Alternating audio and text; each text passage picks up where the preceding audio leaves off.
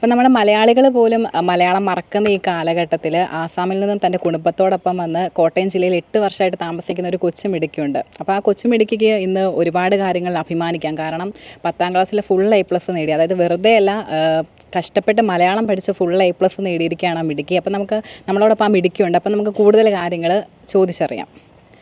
അപ്പം മോളെ എങ്ങനെയുണ്ടായിരുന്നു 10ാം ക്ലാസ്സിലെ പരീക്ഷയൊക്കെ? ടഫായിരുന്നു. പിന്നെ ഭയങ്കര ഹാർഡ് വർക്കൊക്കെ ചെയ്തിട്ട് എക്സാം എഴുതിയപ്പോൾ ഈസി ആയിരുന്നു. അപ്പോൾ നമുക്കറിയാം മലയാളം നല്ല രീതിയിൽ ബുദ്ധിമുട്ടാണ് പഠിക്കാനായിട്ട്, ആ ഭാഷ പഠിച്ചെടുക്കാൻ വേണ്ടിയിട്ട്. അപ്പോൾ ആ മലയാളം പഠിക്കാനായിട്ടുള്ള ആ ബുദ്ധിമുട്ടുകളൊക്കെ എങ്ങനെയാണ് നേരിട്ടത്, ഫേസ് ചെയ്ത് എങ്ങനെയാണ്? ടീച്ചേഴ്സൊക്കെ കുറേ ഹെൽപ്പ് ചെയ്തു. എല്ലാ ടീച്ചേഴ്സും ഇങ്ങനെ കുറേ പറഞ്ഞു കൊടുത്തും കയ്യിലെഴുതിപ്പിച്ചും. പിന്നെ ഞാൻ യൂട്യൂബിന് വീട്ടിൽ വന്ന് കേട്ടു. പിന്നെ അത് എഴുതി നോക്കി. പിന്നെ അങ്ങനെ പഠിച്ചു. ഇപ്പം നിങ്ങളിവിടെ വന്നിട്ട് എത്ര നാളായി? 8 വർഷം. 8 വർഷം. അപ്പം ആദ്യത്തെ എത്രാം ക്ലാസ്സിലെത്തിയപ്പോഴാണ് ഇവിടെ വന്നത്? 2ാം ക്ലാസ്. 2ാം ക്ലാസ്സിൽ. അപ്പം തുടക്കത്തിൽ തന്നെ എങ്ങനെയുണ്ടായിരുന്നു? 2ാം ക്ലാസ് തൊട്ടേ മലയാളത്തിൽ ആണോ പഠിച്ചു തുടങ്ങിയത്? മലയാളം പഠിക്കാൻ ശ്രമിച്ചിരുന്നു? ശ്രമിച്ചിരുന്നു. അപ്പം കൂട്ടുകാരൊക്കെ എങ്ങനെയുണ്ട്? സപ്പോർട്ടീവ് ആണോ അതോ? ആദ്യം ഇവിടെ സ്കൂളിൽ ചേർന്നപ്പോൾ തന്നെ എല്ലാവരും മേടിക്കുമായിരുന്നു. ആരും ഫ്രണ്ട്സൊന്നും ആവത്തില്ലായിരുന്നു. പിന്നെ 2 വർഷം കഴിഞ്ഞിട്ട് എല്ലാവരും ഫ്രണ്ട്സൊക്കെ ആയി. പിന്നെ പഠിച്ചു. അപ്പോൾ എങ്ങനെയാണ് ആ പ്രശ്നങ്ങളൊക്കെ എങ്ങനെയാണ് ഫേസ് ചെയ്തത്? അപ്പോൾ വീട്ടിൽ പറയുമായിരുന്നോ ബുദ്ധിമുട്ടാണെന്നൊക്കെ? എല്ലാം വീട്ടിൽ വന്ന് പറയുമായിരുന്നു. പിന്നെ കരച്ചിലൊക്കെ ആയിരുന്നു. അപ്പോൾ എന്താണ് പപ്പയുടെ ജോലി? എന്താണ്? പപ്പയ്ക്ക് അവിടെ കൃഷിയായിരുന്നു. പിന്നെ അൺഎക്സ്പെക്റ്റഡ്ലി പപ്പയ്ക്ക് ഇതൊന്നും വേണ്ടെന്ന് പറഞ്ഞിട്ട് അപ്പോൾ പിന്നെ ഇവിടെ എത്തി. അപ്പം കേരളമൊക്കെ ഇഷ്ടപ്പെട്ടോ? ഇഷ്ടപ്പെട്ട്. അപ്പം കോട്ടയത്തല്ലാതെ വേറെ എവിടേക്കാണ്, ഏതൊക്കെ ജില്ലകളിൽ പോയിട്ടുണ്ട്? തൃശ്ശൂരിൽ പോയി, എറണാകുളത്ത് പോയി. അപ്പം ഇപ്പോഴത്തെ കോട്ടയം ജില്ലയിലൊരു എക്സ്പീരിയൻസ് എങ്ങനെയാണ്? ഇങ്ങനെ കുറേ ഇപ്പോൾ 8 വർഷമായില്ലേ, അപ്പോൾ അതെങ്ങനെയുണ്ട്? എനിക്ക് കോട്ടയത്തിലെല്ലാം ഇഷ്ടപ്പെട്ട്. എനിക്ക് സൂപ്പർ എക്സ്പീരിയൻസ്. ഇനിയിപ്പോൾ മുന്നോട്ട് ഇപ്പോൾ 10ാം ക്ലാസ്സിൽ ഫുൾ A+ മേടിച്ചു. അപ്പം അടുത്ത ഇനി +1 ആണ് ഒരു കടമ്പയെന്ന് പറയുന്നത്. അപ്പോൾ അതിനുള്ള പ്ലാനിങ് ഒക്കെ തുടങ്ങിയോ?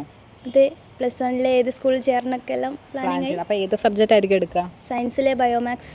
അപ്പോൾ അത് കഴിഞ്ഞിട്ട് +2 കഴിഞ്ഞിട്ട് ഇനിയിപ്പോൾ എന്തായിരിക്കും പ്ലാനിങ്? +2 കഴിഞ്ഞിട്ട് ആദ്യം നീറ്റ് എഴുതണം. നീറ്റ് എഴുതിയിട്ട് പിന്നെ ഡോക്ടറെല്ലാം ആയി കഴിഞ്ഞിട്ട് പിന്നെ മിലിറ്ററി എഴുതണം. അല്ല, മിലിറ്ററിയുടെ ഇതൊക്കെ മീറ്റിംഗ് ഒക്കെ കഴിഞ്ഞിട്ട് പിന്നെ മിലിറ്ററി നഴ്സ്, ഡോക്ടർ ഏതൊക്കെ വരണം, അതാണ് എൻ്റെ പ്ലാൻ. അപ്പം തിരിച്ച് നാട്ടിലേക്ക് പോകുന്നുണ്ടോ? ഉണ്ട്.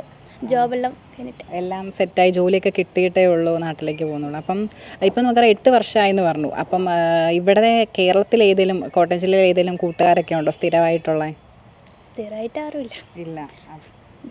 വീട്ടുകാരുടെ കുറേ കമ്പനി ഉണ്ട് ഇവിടത്തേക്ക്. അപ്പോൾ കണ്ടിന്യൂസ് ആയിട്ട് ഒരുമിച്ച് ഇപ്പം ആദ്യം എവിടെയാണ് പഠിച്ചത്? ആദ്യം ഞാൻ എടയർത്ത് സെൽമേരി LP സ്കൂൾ എടയർത്താണ് പഠിച്ചത്. അത് കഴിഞ്ഞിട്ട് Saint Michael's higher secondary school കൂടെ വെച്ചേറി. അപ്പം അവിടെ എത്രാം ക്ലാസ് തൊട്ടായിരുന്നു? അവിടെ 5ാം ക്ലാസ്.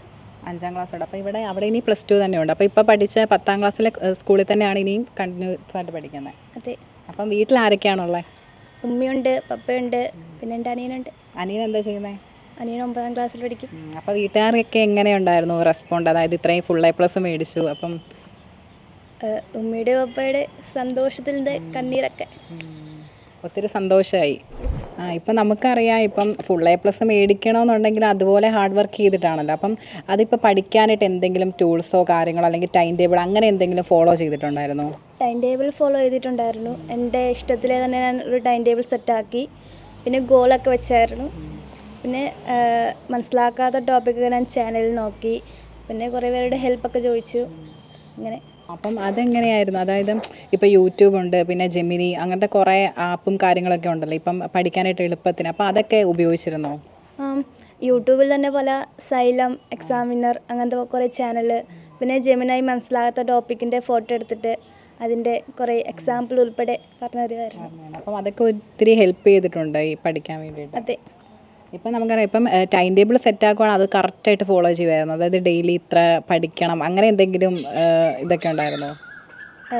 ഞായറാഴ്ചയും ശനിയാഴ്ചയും ഉണ്ട് പോലെ ഞാൻ ഫുള്ളും കളിച്ചും ഫുള്ളും ഇങ്ങനെ ആയിരുന്നു. പിന്നെ ബാക്കിയുള്ള ദിവസം ടൈം ടേബിൾ ഫോളോ ചെയ്തു പഠിക്കും.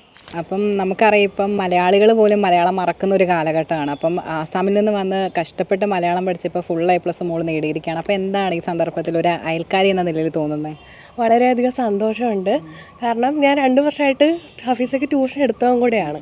അപ്പോൾ ആ ഒരു നിലയ്ക്ക് വളരെ സന്തോഷമുണ്ട്. പിന്നെ കുട്ടി ഭയങ്കര ഹാർഡ് വർക്കിംഗ് ആണ്. അതുകൊണ്ട് മാത്രമാണ് ഇത്രയും മാർക്ക് കിട്ടിയത്. പിന്നെ കൂടാതെ മലയാളിയും കൂടെ അല്ലേ, ആസാമിൽ നിന്ന് വന്നിട്ട് 2 വിഷയവും മലയാളം ഉണ്ടല്ലോ, അപ്പോൾ അതിലും തന്നെ നല്ല മാർക്ക് മേടിച്ച് വളരെ അഭിമാനമുണ്ട്. അപ്പോൾ ഇത് പ്രതീക്ഷിച്ചിരുന്നോ ഇത്രയും? ഉറപ്പായിട്ടും ഞാൻ ഉണ്ടായിരുന്നു റിസൾട്ട് നോക്കാനായിട്ട്. അപ്പോൾ ഞങ്ങളെല്ലാവരും പ്രതീക്ഷയോടാണ് ഇരുന്നത് അവർക്ക് ഫുൾ A+ കിട്ടും. അപ്പം മലയാളം പഠിക്കാനൊക്കെ ഹെൽപ്പ് ചെയ്തിട്ടുണ്ടായിരുന്നോ? ഉണ്ട്.